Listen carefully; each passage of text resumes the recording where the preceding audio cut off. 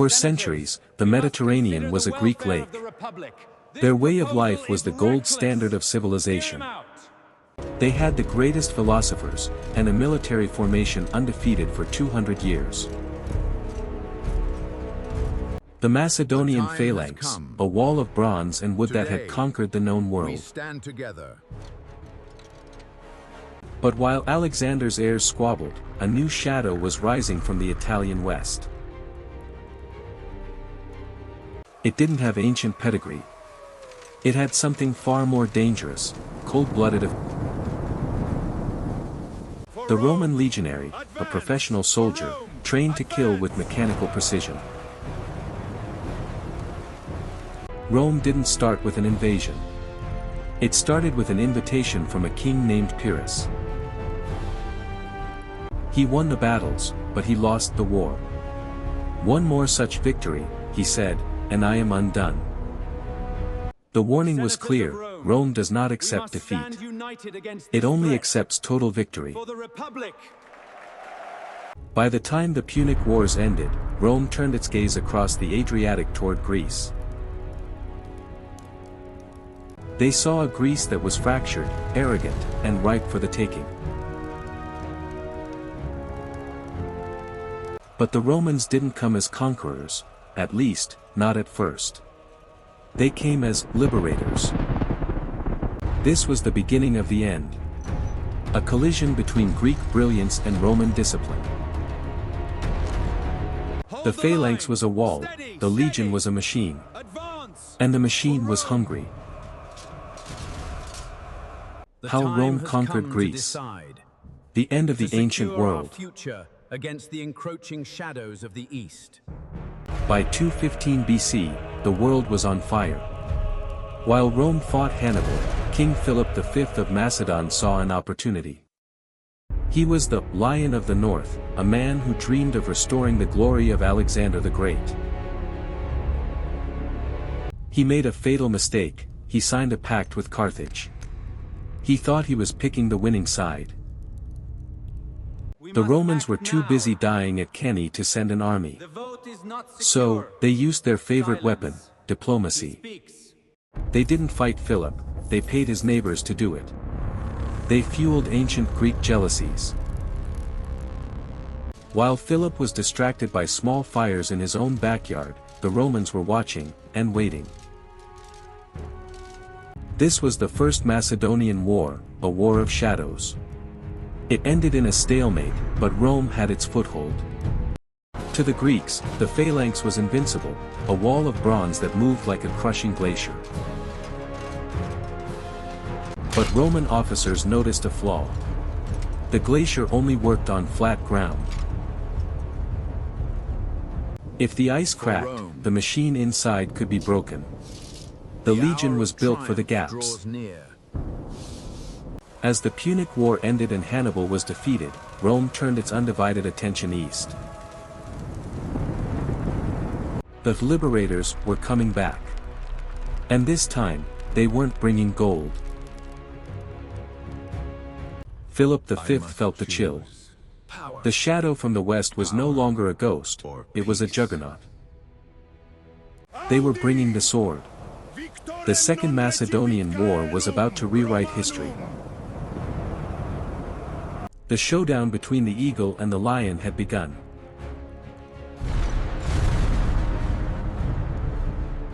In 197 BC, Rome sent Titus Quinctius Flamininus, a man who admired Greek culture, but came to dismantle it. They met at Cynocephaly, the Dog's Heads, a ridge of jagged rock and thick morning mist. Philip V ordered the charge. He believed the Phalanx would crush the legions like it always had. The Macedonian right wing was a wall of bronze crashing into the Roman left. But the terrain was a nightmare. The solid wall of the Phalanx began to crack over the rocks. Flamininus saw the gap. He didn't wait for orders. He sent his elephants and his reserve maniples. The legion was a collection of independent units called maniples. They were built for flexibility. A nameless Roman officer took 20 maniples and turned them around. They charged into the rear. The phalanx was trapped. They couldn't turn their 18-foot pikes. The wall became a cage. Philip V watched as his dream of empire vanished into the mist. The lion was beaten. Rome had proven that flexibility beats raw power. The phalanx was no longer the master of the world. Flamininus went to the Isthmian Games and made an announcement that would change everything. Hail Hellenes! Hail Flamininus! Hail Hellenes! He declared the freedom of the Greeks. The crowd roared. They thought they were free. But Roman freedom was just a new type of leash. Rome had become the referee of Greece. The Greeks would soon learn, Rome gives nothing away for free. The Third War was coming. The freedom of the Greeks was a masterstroke of propaganda, but it didn't last. Their grid is spreading fast. To the east, the Seleucid Empire saw Rome's presence as an insult. They decided to strike. Syria's reach grows. At Thermopylae, Rome didn't just defeat the Seleucids, they chased them back to Asia. King Philip V spent his final years in a bitter rage. He had lost his pride, but he had a son. He rebuilt Macedon in secret, reopening gold mines, stocking fortresses, training a new army. A new generation of soldiers grew up, men who had never known the sting of Roman iron. In 179 BC, Philip died. His son Perseus inherited more than a crown, he inherited a blood feud. Perseus was a master of soft power. He positioned himself as the true protector of the Greeks. The Greeks, tired of Roman protection, began to look to the north once again. The Macedonians, they're here. The Roman Senate watched. They didn't see a king, they saw a virus that could shatter their peace. They needed an excuse for a third war. And they found it in the whispers of rival kings. They reached for their most formidable veteran, Lucius Aemilius Paulus. A man of old-school gravitas. The machine was ready. The eagle was preparing to strike the sun for the final time. Macedon stood its ground. 21,000 pikes leveled in a solid line. The phalanx was back. The stage was set for the Battle of Pydna. The end of the ancient world was 24 hours away. On the afternoon of June 22, 168 BC, the earth literally shook. 21,000 pikes leveled in unison. It was the most terrifying thing Aemilius Paulus had ever seen. Paulus watched as the wall of iron hit his line like a tidal wave. The legions were being pushed back. Roman shields were splintering under the weight of the sarissas. But as the phalanx pushed into the uneven ground of the hills, the invincible wall began to crack. Paulus saw the opportunity. He ordered his maniples to act like water. He signaled them to pour into the tiny fissures in the Macedonian line. The Roman legionary was a master of close-quarters murder.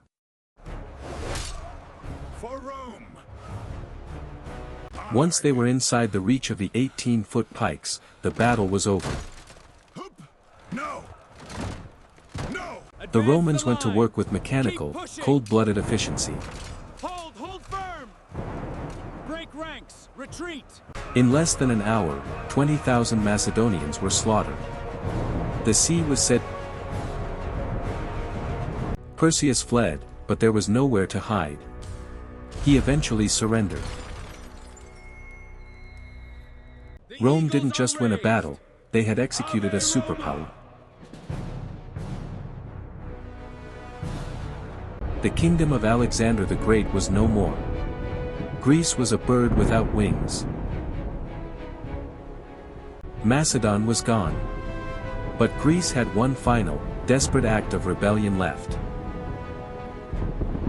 By 146 BC, the Greeks realized their mistake. Roman freedom was a velvet glove over an iron fist. The Achaean League decided on one last, suicidal gamble. They declared war on Rome. If we wait, we are lost. They believed they could reclaim the glory of their ancestors. They forgot Rome was a world-eating machine. The Senate sent Lucius Mummius, a man of the harshest Roman mold. They met at the Isthmus of Corinth. The Greeks fought with desperation, but they were no match. We are overwhelmed. The Greek line shattered. The road to Corinth lay open. Rome was done talking. What followed was not a conquest, but an execution. Rome ordered the total destruction of Corinth. Mummius didn't just occupy the city, he erased it. Every man put to the sword. Centuries of priceless statues and gold were looted as common spoils of war. Mummius told the shippers, if you break these masterpieces, you will replace them with new ones. Hurry, the city burns. By nightfall, Corinth was a smoldering graveyard. A message written in blood. In that same year, across the sea, Rome also burned Carthage to the ground. In a single stroke, the Roman Republic had deleted its two greatest rivals. Hail to the eagles, long live Rome! The age of the independent city-state was over. Greece was no longer a player.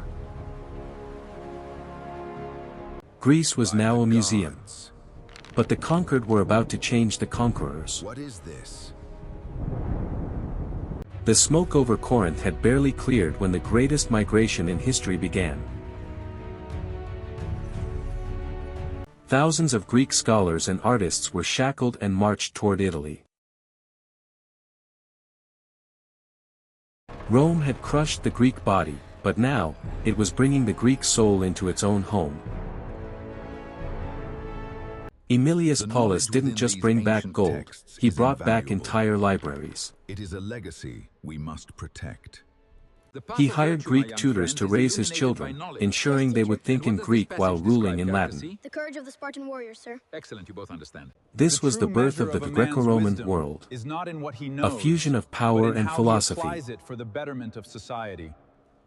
A Greek slave who could recite Homer was worth more than a dozen farm laborers. As Horace noted, captive Greece took captive her savage conqueror. But this cultural invasion faced a backlash from old-school Romans. Your beauty hides a corruption that spreads like a plague. They feared that Greek luxury and soft philosophy would rot the Roman character. Such beauty, worthy of the gods. To them, the Greek DNA was a poison that would destroy the legions. They were right to be afraid. Roman temples began to look like the Parthenon. A testament to our glory. Well spoken. Its gods took on Greek myths, its senators began to speak with the rhetoric of the agora. We are ready. Rome had conquered the territory, but Greece was colonizing the Roman imagination. The sword had won the day, but the scroll was winning the eternity. By the 1st century BC, the Roman Republic was tearing itself apart in civil war. But while Rome bled, the Greek East was becoming the indispensable engine of the Roman world. Augustus embraced Greece as the intellectual capital of his new empire. He transformed Rome from brick to marble, a direct tribute to the Greek aesthetic. The Pax Romana became a Greco-Roman masterpiece. A shared culture for a world-spanning empire. The center of gravity was shifting. Wealth and intellect flowed into the great Greek cities. Alexandria, Ephesus, and Antioch became the true mirrors of Roman power. The Greek language became the lingua franca. To be civilized meant being Hellenized. The Republic demands action. Even the military changed. The machine had integrated the soul. The bastion here, Centurion. Rome provided the structure, but Greece provided the music, the medicine, and the We gods. must reach the city before nightfall. It was the ultimate historical irony. The conqueror was being consumed by the conquered. Rome was becoming more Eastern by the day. Greece was now the foundation. The Roman Empire was no longer just Latin. It was a two-headed beast. Defend our wisdom. Greece would become the last standing wall of the Roman world.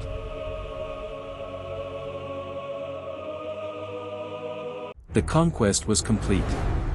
But the story was just beginning. The military conquest ended in 146 BC, but the story of Greco-Roman fusion was just beginning. As the West eventually succumbed to pressure, the Greek East didn't just survive, it thrived. In the new Rome, the eagle finally shed its Latin skin and spoke Greek once again. Today, we forge a new destiny.